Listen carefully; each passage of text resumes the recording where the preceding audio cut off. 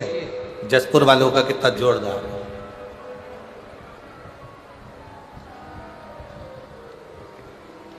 सबके हृदय में सब में रब समाया है, जित देखो उस रब की ही माया।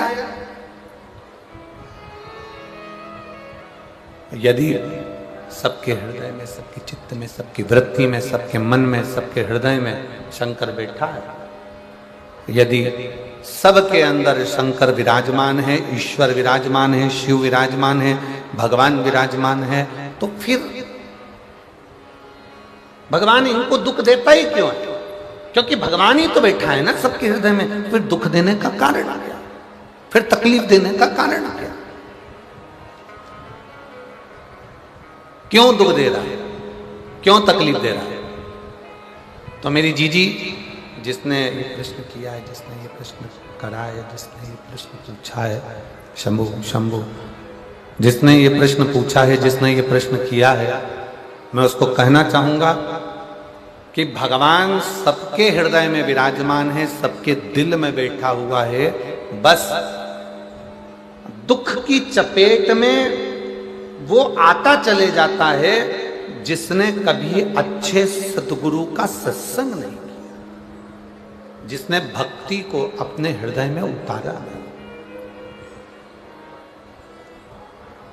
जिसने भक्ति को अपने हृदय में नहीं उतारा।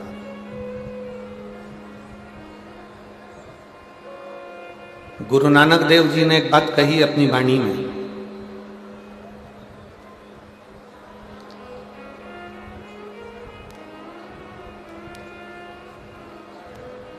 जिस समय पर गुरु नानक देव महाराष्ट्र के ओंडा नाकनाथ शंकर मंदिर के सामने बैठे थे,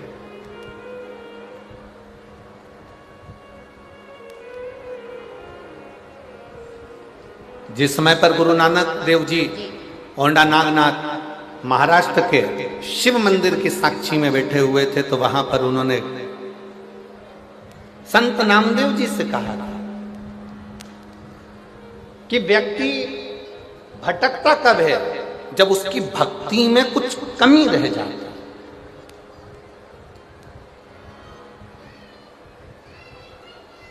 जब उसके विश्वास में कमी रह जाती है,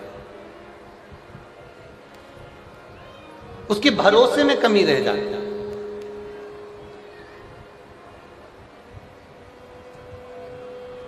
और विश्वास में अगर कमी है, भक्ति में अगर कमी है, तो व्यक्ति डोलेगा, व्यक्ति भटकेगा। और यदि विश्वास पक्का है, भक्ति पक्की है, दृढ़ता पक्की है, तो व्यक्ति नहीं डोलेगा। कितना सुंदर कहा है, आपका विश्वास यदि महादेव के प्रति है, आपका विश्वास यदि परमात्मा के प्रति है, आपका भरोसा यह पक्का है कि मेरे सनातन धर्म में जो 33 कोटि देवता हैं वो मेरे लिए बहुत कुछ कर सकते हैं, तो तुम दुनिया में कभी नहीं भटकोगे, दूसरी धर्म की ओर नहीं जाओगे, आप नहीं भटकोगे।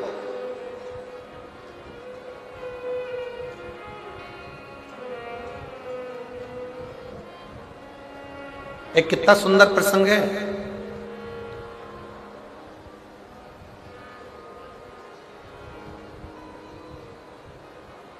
मध्य प्रदेश की भूमि पर जन्म हुआ था बैजनाथ मिश्र का।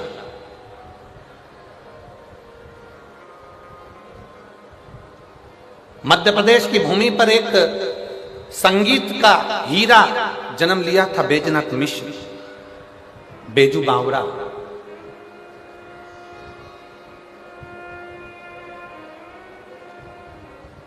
और ग्वालियर के राजघराने में वो बेजू बावरा अपनी संगीत की कला देता था।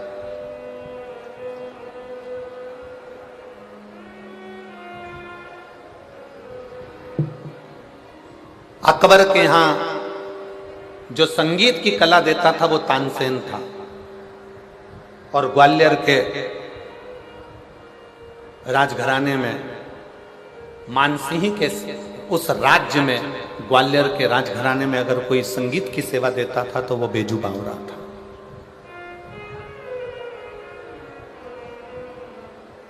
बेजुबा।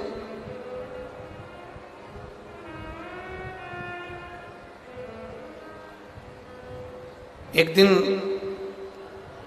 अकबर को मालूम पड़ा कि ग्वालियर के राजघराने में मानसिंह की उस राज सिंहासन के सामने एक गायक कलाकार बैठता है, एक संगीतकार बैठता है, उसका नाम बेजू बावरा है। बेजू बावरा क्यों? किस लिए? क्योंकि वो संगीत में इतना डूब गया था, संगीत में इतना डूब गया था, इतना संगीत में डूब गया था कि 24 घंटे वो संगीत की कला से बाहर ही नहीं निकल पाता था। तो लोग ने उसे पागल कहना प्रारंभ कर दिया, बावरा कहना प्रारंभ कर दिया। नहीं तो उसका नाम था बैजनाथ मिश्र।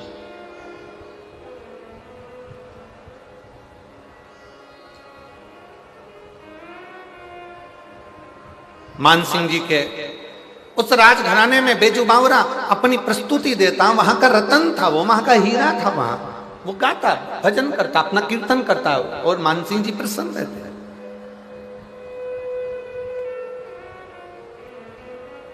महाराज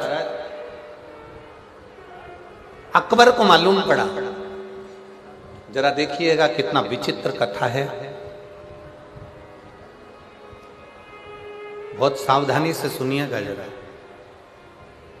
ये उनके मुंह पर, ये कथा उनके मुख पर थप्पड़ है जो कहते हैं सनातनी पत्थर की पूजन करते हैं। ये कथा उनके मुख पर थप्पड़ है, जो कहते हैं कि पत्थर की पूजन करते हो तुम हिंदू, तुम सनातनी पत्थर को पूजते हो। बेजू बावरा ने अकबर के राजघराने में जाकर बताया था कि पत्थर की पूजन का प्रमाण किया।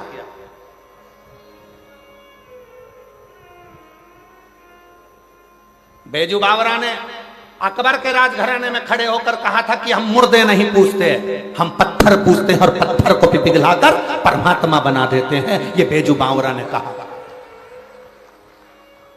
ये बेजू बावरा कहता है।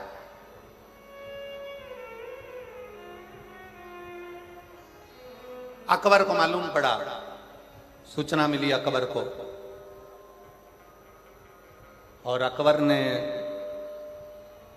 अपने यहां गाने वाले संगीतकार तानसेन को देखा और तानसेन को देखकर कह दिया कि हमारा संगीतकार तानसेन के आगे सब फीके हैं।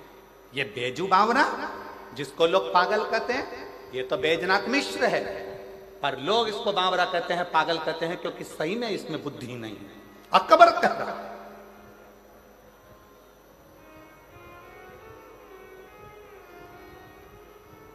अकबर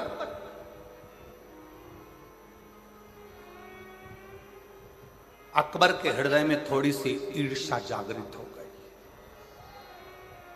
अकबर के हृदय में थोड़ी सी ईर्ष्या, नफरत जागृत हो गई कि मेरे राजघराने में जो तानसेन गाता है वो सबसे पहले नंबर का है, वो सर्वश्रेष्ठ है। बाकी के मानसिंह ग्वालियर के राजघराने में जो गा रहा है बेजू बावरा, वो शून्य है। अकबर ने उसी समय पर डोंडी पिटवा दी। पूरे नगर में, पूरे क्षेत्रों में, सारे प्रदेशों में आवाज गई, नगरों में डोंडी पिटाई गई कि हमारे तानसेन को सम्मुख में बिठाकर हम संगीत की परीक्षा करना चाहते हैं। जो जीतेगा उसको रत्नों से तोल दिया जाएगा, और जो हारेगा उसको मृत्यु दंड दे दिया जाएगा। जितने संगीत वाले थे उसमें से कोई संगीत वाला जाने को तैयार नहीं हुआ कि ऐसा रतन किस काम का, अगर हार गए तो मृत्यु दंड, जिंदा रहे तो रतन, तो मतलब क्या? कोई संगीत वाला नहीं गया। 4 बार पत्र मानसिंह जी के यहाँ भेजा गया, 4 बार पत्र राजा मानसिंह ग्वालियर नरेश के पास भेजा गया,